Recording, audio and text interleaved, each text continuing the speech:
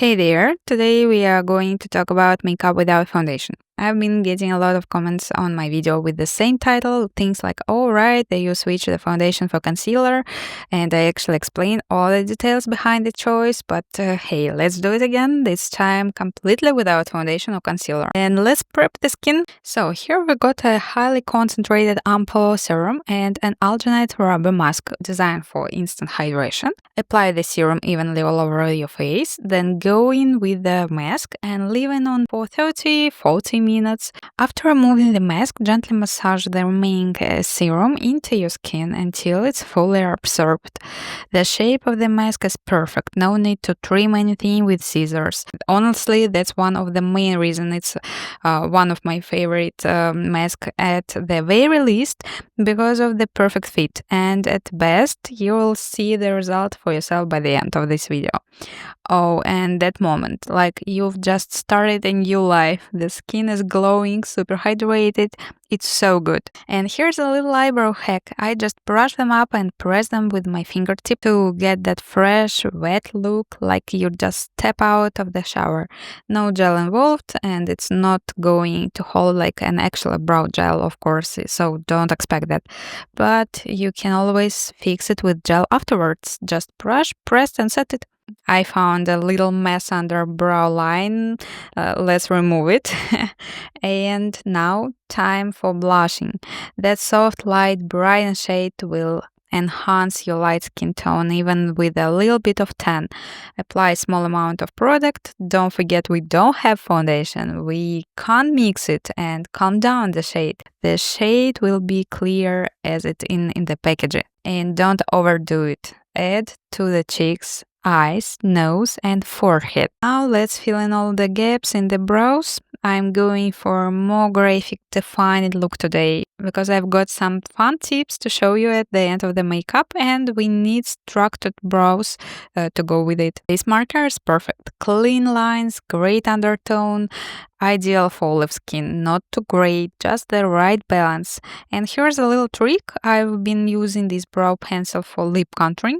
Everything pulls too warm or orange on me, even when the shade looks neutral in the packaging. So yeah, send help.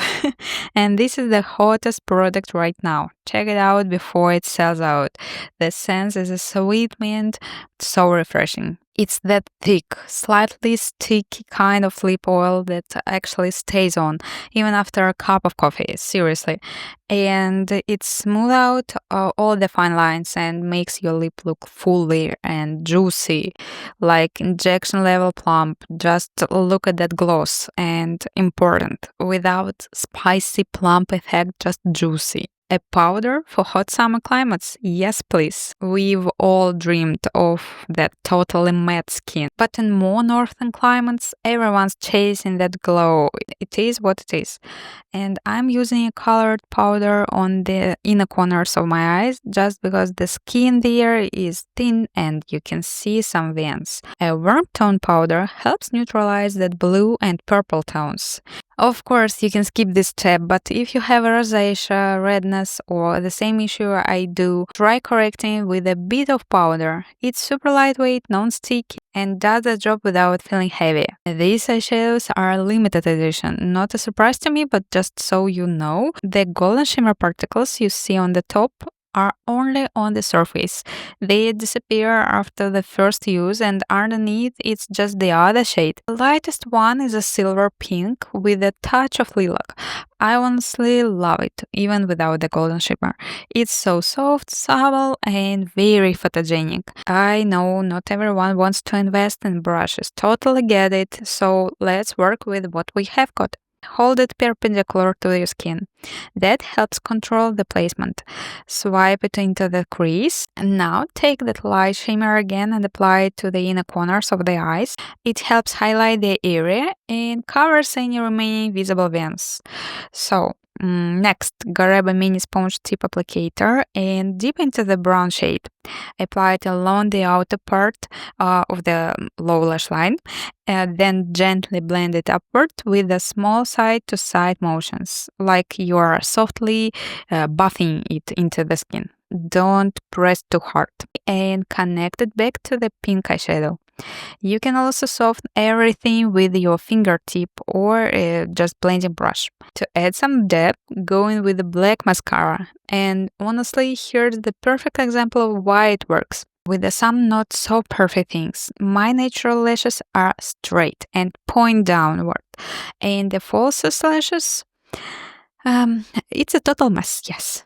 Some are falling off, some are still hanging on. Just look at this chaos.